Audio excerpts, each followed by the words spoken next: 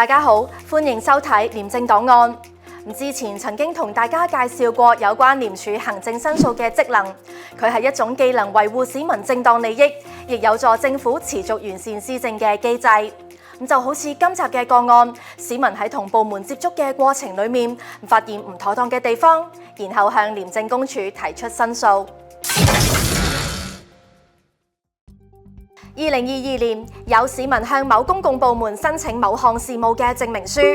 部門嘅接待人員以申請內容存在問題，將會導致申請不獲批准為由，多番拒絕接受申請。市民一再堅持之後，接待人員先至將相關申請送交至登記官作出決定。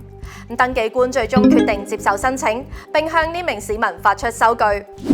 隨後，呢名市民向部門投訴，部門雖然確認咗有關事實，但卻免除咗相關接待人員嘅責任。理由係接待人員當時已經提醒呢名市民，佢嘅內容不符合獲批嘅條件。如果接受佢嘅申請，市民則需要繳交手續費。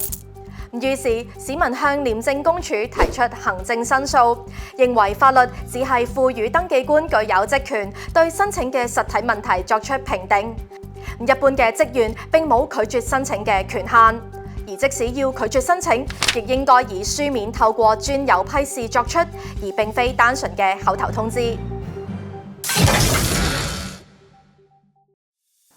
廉署經過調查並綜合商業登記法典以及行政程序法典分析後，認為不論出於何種原因，相關嘅接待人員的確唔具備法定權限去決定係咪拒絕接收市民辦理證明書嘅申請。如果拒絕發出證明，亦應該只係由登記官以批示作出。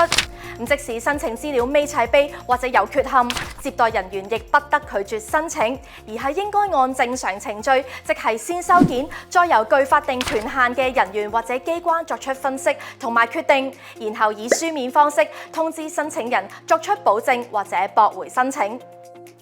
最後，廉署向部門提出建議以及要求採取改善措施，包括接待人員亦唔可以拒絕申請，但係可以提醒申請人先保證缺陷。部門對廉署嘅建議表示認同，並即時作出改善，包括發出內部指引，訂定所有人員需遵守以及執行嘅接待標準。